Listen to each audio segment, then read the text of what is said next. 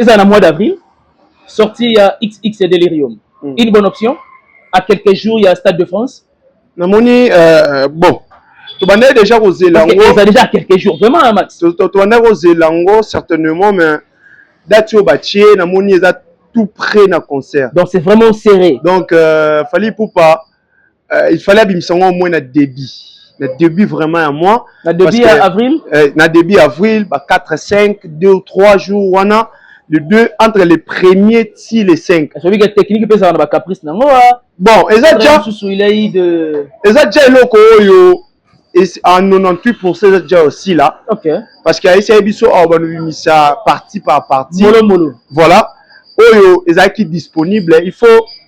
Na kati ya live na lobaki ako beta ngo na Stade de France. Ils a concert wa ko dondwa na banzembo wana.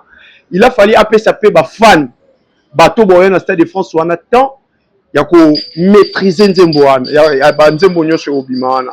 Alors, moi je trouve que les 17 si les 2, les 3, ils ont vraiment pembeni. Le bateau wana batu bazala pe na moi rapidité à Olukakoye Babanzembo parce que namoni déjà tracklist on a plus de 20 chansons. Ouais, justement. Donc, ils ont Banzembo belé. Je pense que 20 chansons on a des stades. Communion au Azalara Nango na ba fan na ye, tant azoyemba ba fan ba oyemba, c'est parce que ba so rapé temps. Ya koye pour la Banzembo. Mais wana e ozala na difficulté au mona oyemba ba otala. Oyemba quelques heures ba répondre. Pourquoi? Ba maîtriser d'abord la chanson à 100%, mais côté on a joué moi dans imprudence. Il a fallu on a débit à moi. Imprudence parce que va jouer ça un peu moins serré. Ça serré, va jouer ça serré parce que Batou on a besoin que la Banzembo. Parce que ils ont déjà à 14 jours il y a concert. Donc mais n'est-ce pas qu'avec Fali déjà, il s'est habitué dans un temps réduit. Les amoureux de la bonne musique, des Warriors, maîtriser déjà Banzembo Fali. Maîtriser la bango, ouais, maîtriser la temps où et j'aurai bango temps pour artiste à un concert. Net exemple Formule 7. Quand on a mis Formule 7, et soit qui déjà au moins une année et quelques pour aller au bêta basalamine. Ça a permis que tant que vous m'a m'aider aux autres frisson, aux sale mobimba, bazo maîtriser à la lettre même instru. Ferrego là. Bien que Ferré pour l'instant, il est concentré pour les accords arena. Ouais, toujours espérer album Wana et ça là parmi les meilleurs albums il y a groupe Jet Set. C'est pour la première fois artiste appelé ça ba fan et ba musicien album ba sala ba yemba. Certainement dans le baka on une émission tout ça là na OK. L'artiste il faut s'impliquer dans kati album Wana makasi ko les kaba musicien bango moko parce que c'est l'image d'abord et artiste. Ba ba juger ba musicien beaucoup en fonction en fonction et artiste yemoko. Mais le problème c'est que couleur et album Wana to éviter. Couleur il y a 4 albums to éviter. N'est-ce pas qu'ils ont fait un mélange rumba et puis moi je sais pas de la musique parce que na ba concert il est déjà parmi les artistes à se produire comme moi. Na ba répétition to yo kate. Mais contrairement à l'album Le Roi et l'Évangile. L'Évangile to yebi déjà nzembo ya Jires Foudre. Il n'y a rien de possible devant Dieu. Donc on sait déjà que tu es coulé.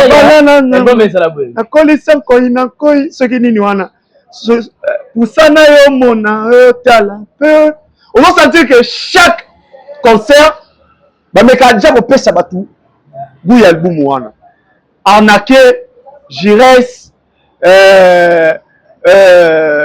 délai. Et tout. Donc chaque concert n'a pas ça couleur et album. Au moment que batu bazo s'attendre beaucoup plus d'évangile parce que bandambu ya ba morceau ya évangile toza nango. Stratégie communicationnelle et ça vraiment bien orchestre héritier. Déjà tu as dit nzembo le la dans le rôle la tourbillon. Tu as dit et ça parmi les morceaux quand on a l'évangile. Tu as dit de quoi cri nani shomi na ngweni akabakate mwana oyo akabakate mobali omona biloko wana nyonso epesa bato posa tant album robima automatiquement voilà bayoka na code 16 là na code 16 molili. Nous exprimons une grande jovialité, nos abonnés de ces deux organes de presse en ligne. C'est le vôtre Ben Mavembo, messieurs, les positivistes. Sur l'émission L'essence des idées, nous recevons toute personne confondue. Je l'aurai le plaisir de la voir sur ce plateau. Salut et bienvenue. Merci de pouvoir nous accompagner au partage de nos émissions, de suggérer et puis de critiquer quand bien même il s'agit. Restez branchés et connectés parce qu'il y aura à boire dans cette émission le sens des idées avec cet invité qui n'est pas du tout un visage à vous présenter. Avant de saluer affectueusement cet invité, j'aimerais profiter de l'occasion de dire un grand merci, merci à toi JMK derrière la caméra et du côté réalisation. Merci aussi également à celle qu'on appelle Maman Marie-Pauline, ma conseillère depuis Paris. Merci beaucoup à mon vieux Miguelito Kumbe Mfwiti, il y a Amour Kitoto, le couple social Alphonse Massakuba et Mère Patience Massakuba. Merci aussi également à Mère Chantal Eboza et un grand merci à Mère Judith Mpoko et Mère Véronique Mpoko. C'est vrai que nous sommes sans ignorer que il y a cela quelques heures passées que l'artiste Fally a annoncé dans sa page officielle de Facebook que l'album XX Delirium, mais ça sera bel et bien sortie officielle Nango et ça prévu pour le 17 avril. Nous attendons cela impatiemment et nous tenons encore à vous rappeler que du côté Ferrego, la code 16 et Bébé Bonga, c'est aussi pour bientôt. Les évangiles de Héritier Watanabe Goga, Messier, le chanteur, justement, c'est aussi pour cette année civile qui est en cours 2026. On va en parler dans cette émission et pourquoi pas de parler aussi, bien entendu, au concert qui se pointe à l'horizon. Max Ngunda est bel et bien à ma droite, à qui je dis bonjour et bon après-midi parce que nous réalisons cette émission les après-midi. Bonjour Ben Mavembo, bonjour na babonné na biso tout batala rabiso, karanenge zalaka. Bon continuer à s'abonner, à partager, à liker et surtout bah commentaire Nabino nde salaka que toi améliorer notre façon de faire les choses. Merci Nabino ba tout bozalaka wana boza vraiment aidé na portaka bino na mutema. Merci na yo encore une fois Ben Mavembo. Bon un moment oyo donc voilà. Plaisir partagé. Max Ngunda, santé d'abord, ça va de l'entrée des jeux? Ouais, Dieu fait grâce, on est là, on est en bonne santé.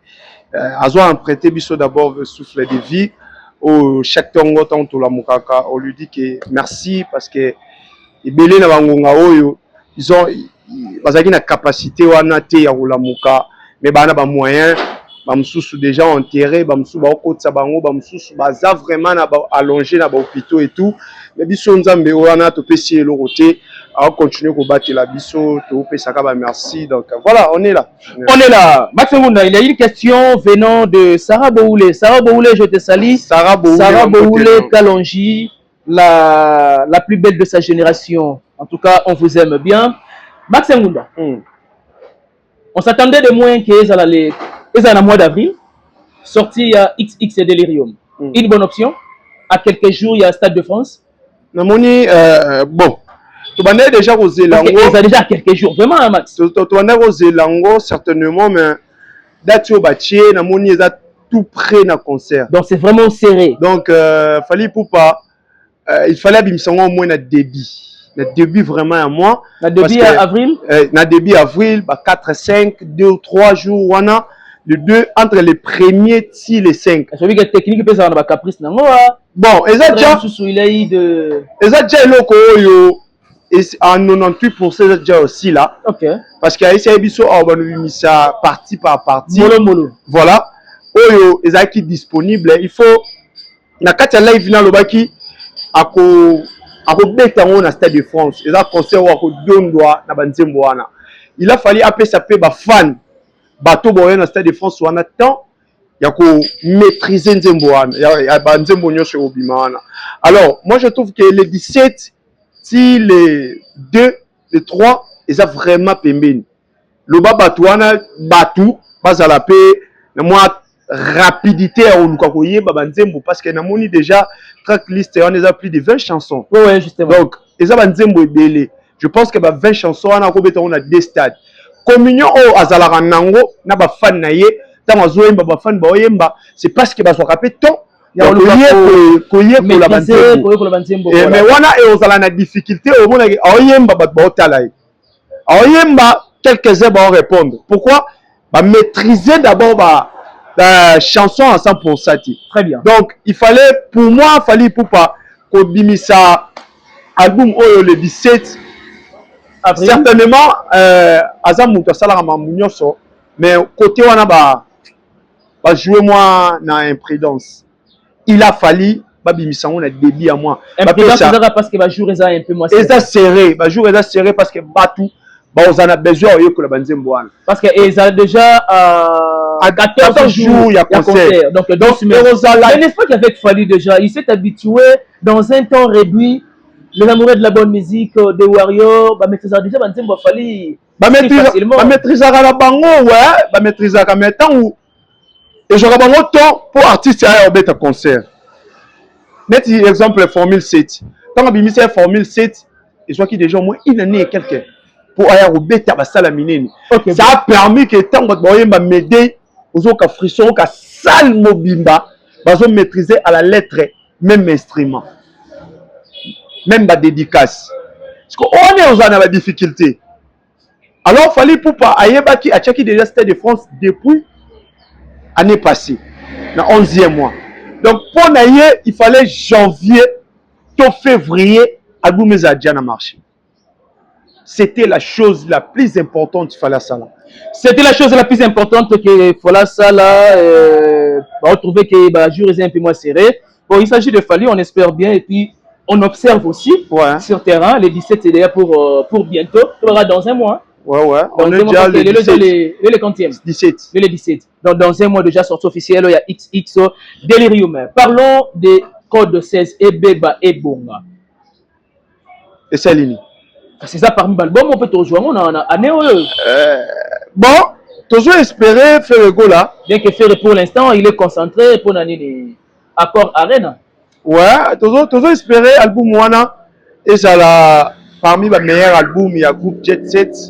C'est pour la première fois artiste appelé ça fan musicien album basala bayemba certainement na lobaka ngo jeune émission moto tsala na OK l'artiste il faut s'impliquer na kati album wana makasi koleka ba musicien bango moko parce que c'est l'image d'abord et artiste bato ba juger ba musicien beaucoup en fonction en fonction et artiste yemoko mais le problème est que couleur et album wana to éviter couleur. Il y a 4 albums to éviter. N'est-ce pas qu'ils ont fait un mélange rumba et puis moi je sais pas de la musique parce que Naba concert il est déjà parmi les artistes à se produire comme moi. Naba répétition to yokati. Mais contrairement à l'album Le Roi et l'Évangile. L'Évangile to yebi déjà nzembo ya Jires Foudre. Il n'y a rien de possible devant Dieu. Donc on sait déjà que tu coulé.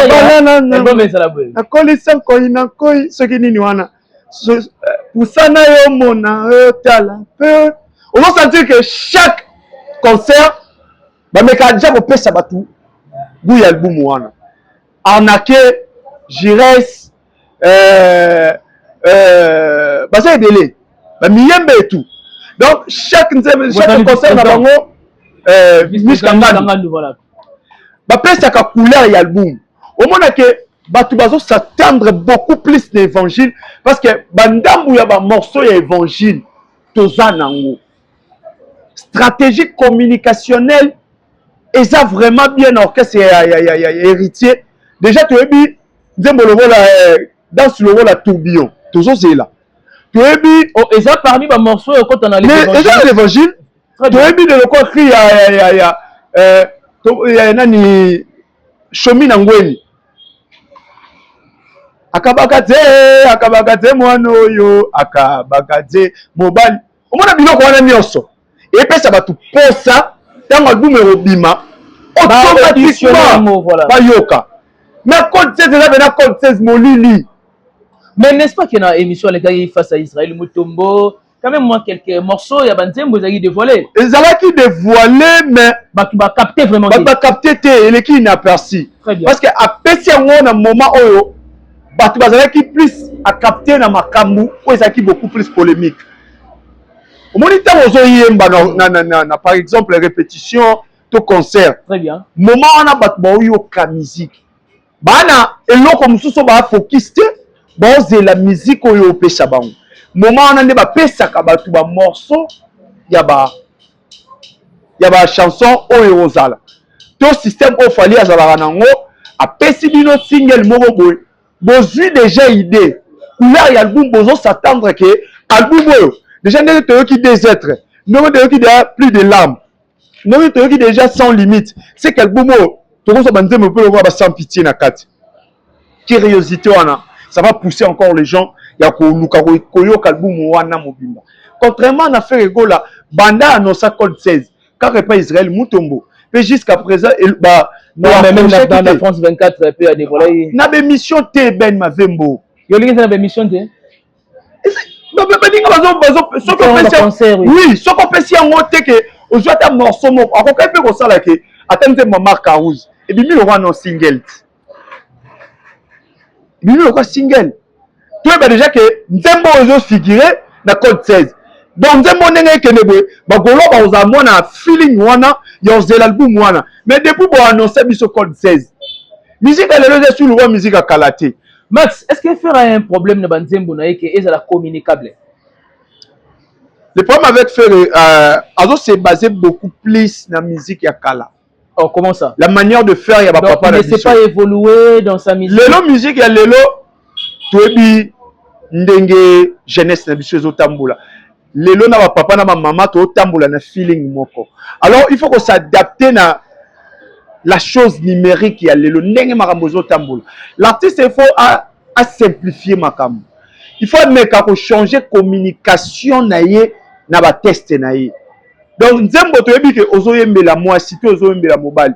Oyebi lelo fali a gagner notoriété ndambu parce qu'il fallait à ramener quelque chose où la musique na biso c'était la clé de Koffi Olomide. Il fallait que na papa ya Koffi Olomide alors. Oui, ngana boyata fallait pour pas certainement Koffi Olomide azala qui beaucoup amour mais Koffi anako memela biso l'intelligence na musique. Na ma philosophie moko boye. Ozo sentir que Nzembo la Airways Koffi ayemba ba biblo mo na kati wana. Je me suis dit, il fallait na ça la recherche pour découvrir mot par mot. Et puis sens. Justement, voilà, il y a mot par mot. Et ça a fait que après Koffi, à un moment donné, le vieux, il y a moi qui apport à Memaki. Très bien. Il a fallu pour pas comprendre. Non, à comprendre à joie oyo, à joie qui comme leçon. Très bien. À salayango na qui est. Et aujourd'hui na musique il a fallu, tu trouveras toujours quelque chose de nouveau. En dehors il y a bolingo. Très bien. En dehors il y a chéri simbanga tolia na mbanga et tout, mais au moins que eloko moko et pousser aux ongana dictionnaire et pousser aux ongana histoire. Très bien. Faire ego là il faut amener un peu pour comprendre que lelo jeunesse il y a lelo tout ça différent na jeunesse il y a kala. Jeunesse il y a lelo za jeunesse il y a Android, jeunesse il y a iPhone, jeunesse il y a recherche. Tout ça le rôle à bamanza kama koité ndenge bandeko la biso akala batambola lelo toza na jeunesse ya Android donc même la biso du nouveau voilà. Même la biso apport mo eux ça là que ne fût que un mot et ça là que na kende na vanda na luka na yeba donc yoka mwana na zongi lisusu l'artiste alinga lo bani na teste o même si aloba mot o na sens contraire ya mot mais idée générale ya Nzembo zakini na zui idée ya mot na juste qu'on teste na comprendre que artiste azo s'enjailler ton abolingo artiste a le loko mobo mais tellement Nzembo ya faire ça tellement tout droit donc faire un monopied tout droit donc azaka wana bolingo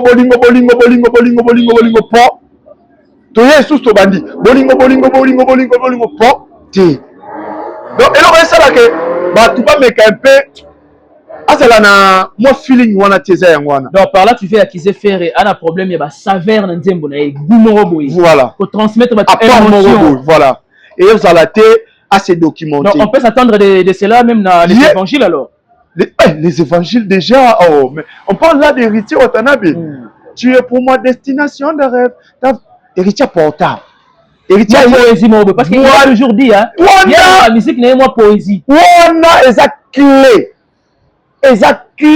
donc là c'est l'apport des héritiers aussi dans la génération actuelle clé OK bato mayele temps ba yoka même si tout le monde a ba poésie tant to ando komela basi na ba série to somba ba livre d'amour wana otanga test wana mais oyoka artiste ya lobeli yango on se fait référencer na histoire vécue moroboy donc ba biloko wana fait ego la négligeara yango alors que ça lelo est important tozo yembela bolingo yango au monde que ba couleur ya ba nzembo ya artiste mususu ezala différent certainement base ya musique ezaka bolingo mais bolingo wana to bazo apporter eloko moko ya nouveau et changer manabiso c'est basé sur l'amour et changer goût et changer modèle ya nzembo alors faire ego là ce qui était muta koma ba nzembo bato o ba koma ba nzembo ameka pe ko travailler na bato basé na touche moko boy o déjà bato ba pesa ki ba na ngoti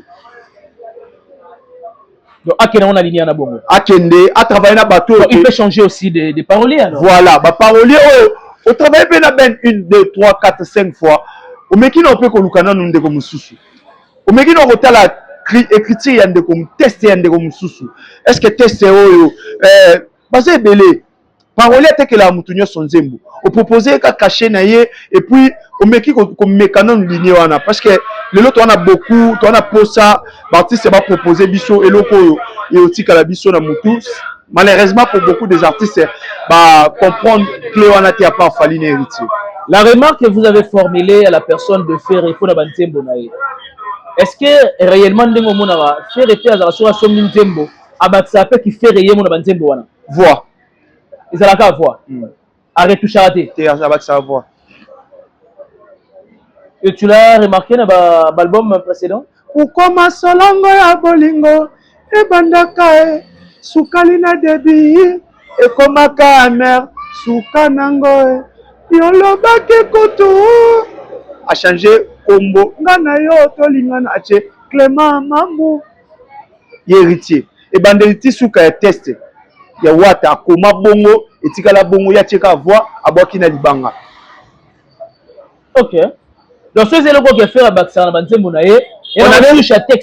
On allait sortir. C'est beaucoup plus dédicace là. Dédicace na voix.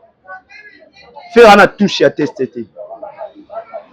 Je parie fort que faire à commander. Oui, mais tu moment faire à comment la carrière né. Qu'est-ce que tu expliques? Banzembo oyo et ça la succès na carrière à faire. Ba auteur na ba ibani. Quelle est la différence? Il y a un concert, il y a Ferré, mais il y a Fali. La différence, au second. Dans l'assistant à un concert, il y a Ferré, moi, Kala. Même attends, le temps autant, tu quand même. Il y a moi, Kala. OK. Mais dans l'assistant à un concert, il y a Fali. Dans le concert, il y a Fali. Fali, c'est beaucoup plus l'émotion, les souvenirs. Fali a des chansons. Au Soka Betiango, tu te rappelles toujours de quelque chose. Très bien. Zemoloro silence. Sauf Fali a Betty, automatiquement on rappelait na Moutumora qui t'a eu trop vite. Maman Koufa, papa Koufa. Nazole la yo zonge. Moussou sole la ndegona Koufa, moussou sole la boulingona kenda. Fali a des chansons, chaque nzembo et rappelé au moment moko vécu. C'est là non. Non, mais il y en a. Je peux citer même l'une des chansons. Réalité. Réalité, Moukia Kakaya. Oui, après, si y a Bolingo, net, Izemi, wana la Bolingo. Net, Moutoiro, Azo, ma tétezo, mama ya boboto, mama ya Bolingo. Anniversaire. Osana yo esila kite. Esika yo ozali. Mais là, c'est non? Ya Moutou, atika yibiso. Yango na lobiti. Fali a des chansons chaque moment de la vie. On se retrouve. L'accent nzembo mobo ofele mobo ayo ka au kanisa mama to papa kenda ya fere. Nzembo ya feti ba souhaite live ezali. Nzembo zo sanjaira na bolingo ba emesheza. Fali a des catégories de chansons oyo soko yé na concert ya Fali. tu trouveras que Amna ezozala. Donc tu sortiras. On peut la retrouver n'importe quel moment. Soit il y a un moment où il fallait s'adresser nanga. Biso nyonso to na ba moment moko to se retrouver à la vie, il y a pas si esengo, il y a ba tout wana fallait à des discographies où ils ont rappelé tous ces moments. Okay, différemment na fait régola. Yango tu verras que l'artiste se répète beaucoup plus na banzembo kala. OK. Pour créer même le rythme, pour créer émotion moko bona public. Mais azo proposer ya sikati. Tu te verras dans le concert, il a fallu Batoubaza bien propre, parfumé, même dans le concert public. J'ai assisté dans tous les concerts publics qu'il a fallu depuis 2006. Na Kinshasa, tout. Public Nazala. La différence c'est que Batoubaza dans le concert, il a fallu. C'est comme si Baza petit peuple, mais bon vivre dans la place Mokobo, contrairement à faire. J'aimerais ouvrir une parenthèse. Il y a cela quelques heures ou soit un jour passé. Notre landande qu'on a vu sur Emilia. Abi Ferré. Na Manda chante. Bazan a problème sur qui bazo yemba.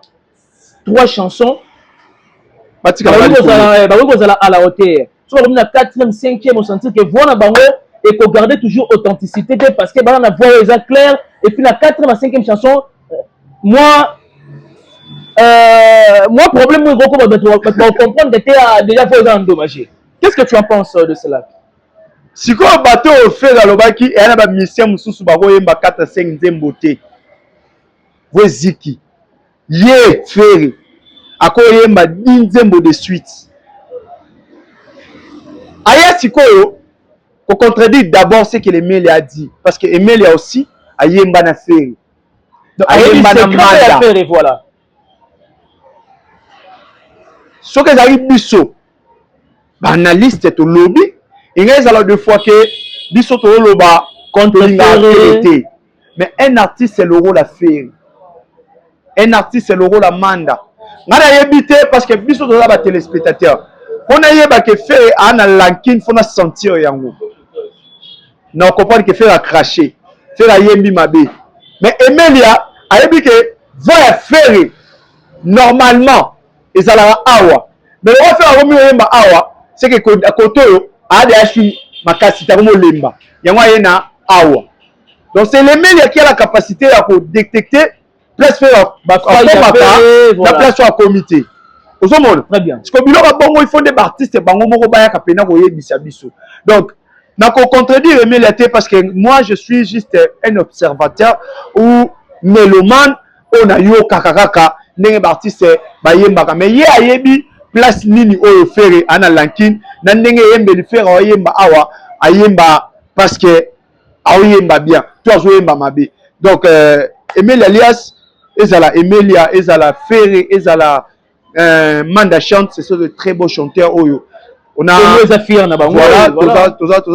na bango ba servi biso mutuna niveau na ye. Donc voilà, baza ba chanteur. Du côté art, ils ont toujours un groupe ba tout ba bagete Ferré.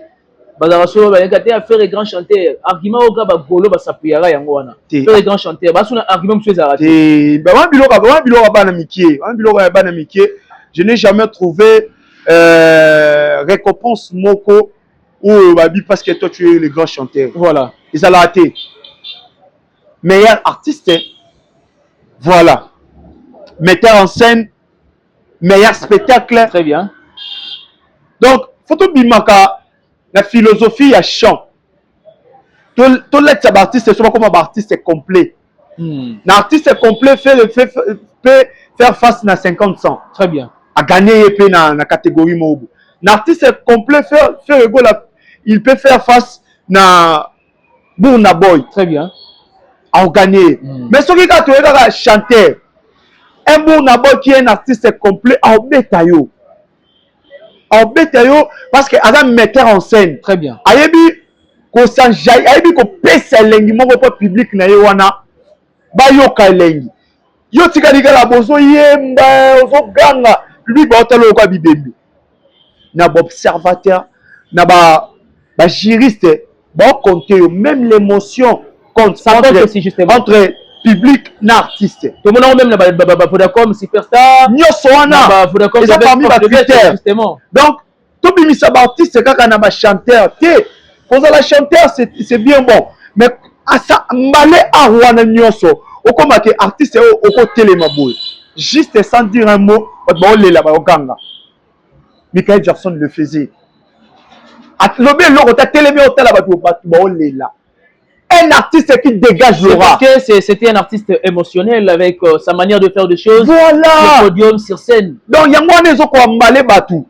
Tout le monde a biloko wana, biloko kala. Musique wana, il y a des meilleurs artistes. Comment révolu. Batou banda ko s'est basé juste dans la chambre. Koufa déjà. Mais Lelo est sous bon côté. C'est-à-dire faire jusqu'au preuve du contraire, Alingada a prouvé que c'était un bon chanteur. Si Lelo en 2026, Yaya. Est-ce que vous imaginez un bon chanteur? Tu as une catégorie Mona Zakalara a gagné. L'organisation internationale Mobu Zakalara a gagné. Olobani. On est qui Zakalara na Oyemba. Mais du côté artistique, ce qu'il a proposé est plus meilleur que toi. Voilà. A gagné. Après, on s'accrochait quand on a chanteur. Non. Et ce débat, il faut s'adapter à la philosophie musicale de la bassesse. De la rime, mon frère, au Ghana, tu peux vendre, tu parler, c'est Yango. Lelo, tu le vois, Garou, Bima, meilleur artiste à plusieurs reprises. Mais Soyoki, et si tu crois que je y peux, jamais. Mais un artiste complet. Donc, tout. Et ça, quand Congo. Il s'est adapté simplement à la révolution de la musique. C'est juste ça. Parce que Lelo, n'a pas artiste urbain Lelo yo. Ba na talent faire en ngoté. Mais ceux qui bango ba s'adapter beaucoup plus que faire Gola. Ba OK Liboso.